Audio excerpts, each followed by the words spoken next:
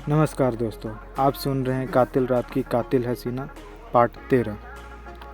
बता, क्या किया है तुमने इसके साथ? मैंने अपने पाँव की एक और ठोकर उसकी पसलियों में जमाते हुए बोला।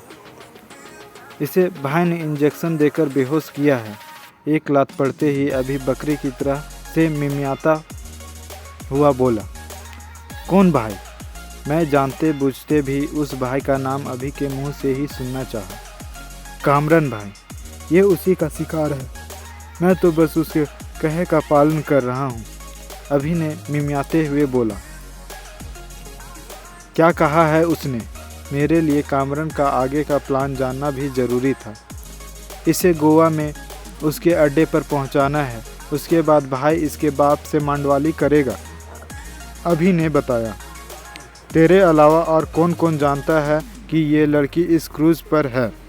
मैंने अगला सवाल किया। सभी जानते हैं, जाफरीन, गुल, मैं और कामरन भाई, अभी ने मेरी बात का जवाब दिया। लड़की के बाप से मोटा रकम ऐंठने का प्लान है तुम्हारे कामरन भाई का, और तुम सब इसमें शामिल हो, मैं अंदाज़ा लगा चुका था।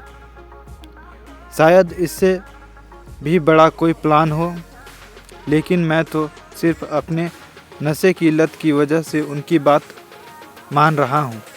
मैं चारू को भी कोई दुख देने का कोई इरादा नहीं है, अभी ने रो देने वाले स्वर में कहा। सारे चोर पकड़े जाने पर यही बोलते हैं, मैंने तंज भरे स्वर में बोला। नहीं, मुझसे तुमसे पकड़े जाने का कोई डर नहीं है, बस इस वक्त सिर्फ इतना डर है कि उस बंद केबिन में तुम मुझे गोली ना मार दो। तुम तो खुद इस जहाज़ पर आकर एक बड़ी मुसीबत में फंस चुके हो, अभी ने वही बात बोली जिसका अंदाज़ा आपके इस खादिम को पहले था। इस बात को मैं इस क्रूज़ पर कदम रखने से पहले जानता हूँ कि मैं एक मुसीबत मोल ले रहा हूँ, लेकिन ये बंदा तो पैदा ही मुसीबत मोल लेने के लिए हुआ था।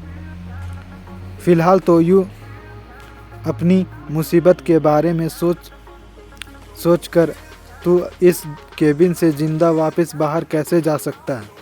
मैं खुद डरने की बजाय उसकी फाड़ने की सोची।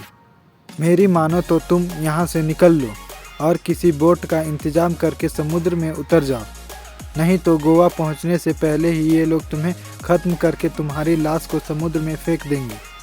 लेकिन वो साला मेरी ही फाड़ने पर तुला था। तुम तो उन्हीं लोगों के साथी हो, फिर तुम मुझे क्यों बचाना चाहते हो?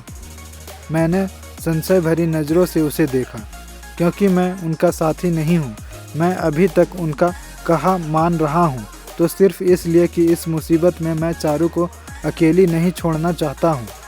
मैं इसे बचाने का कोई मौका ढूंढ रहा हूँ, लेकिन ये साले सब बहुत खतरनाक लोग हैं, अभी ने डरे हुए स्वर में बोला। इसे बचाना चाहते हो तो मेरा साथ दो, वादा करता हूँ कि ना तुम्हें कुछ होने दूंगा और ना इसे कुछ होने दूंगा, मैंने अभी को बोला। क्या मदद करूँ? अभी ने असमंजस से मुझे देखा।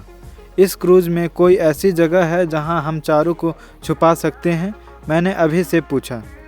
अगर तुम इस जहाज़ के क्रू को इस बारे में बताओ और उन्हें अपना साथ देने के लिए राज़ी कर लो तो नीचे बेसमेंट में चारू को छुपाया जा सकता है। अभी की इस बात से मुझे लगा था कि वो सच में मेरा साथ देना चाहता था, लेकिन हमें एक नाटक और करना पड़ेगा। हमें उन्हें दिखाना होगा कि चारू को अचानक से होश आ गया और वो इन लोगों से बचने के लिए समुद्र में कूद गई। मैंने कुछ सोचते हुए बोला। ऐसे नाटक के लिए हमें एक ऐसी लड़की की ज़रूरत होगी जो बीच समुद्र में कूदने का साहस कर सके और वो अपनी जान भी बचा सके। अभी भी अब अपना दिमाग दौड़ाने लगा था। फिर तो हमें सबसे पहला काम जो करना चाहिए वो है चारू को उन लोगों की पहुंच से दूर रखना, मैंने बोला। लेकिन उसके लिए हमें पहले इस जहाज़ के क्रूज़ से बात करनी होगी, अभी ने बोला। तुम पहले भी मुझे झूठ बोल चुके हो, इस बार तो धोखा नहीं दोगे? अगर मैं तुम्हें अकेला इसके पास छोड़कर चला जाऊं, मैंने अभी को बोला। अगर मैं तुम्हें धोखा दूं तो अगली मुलाकात में तुम मुझे देखते ही गोली मार देना।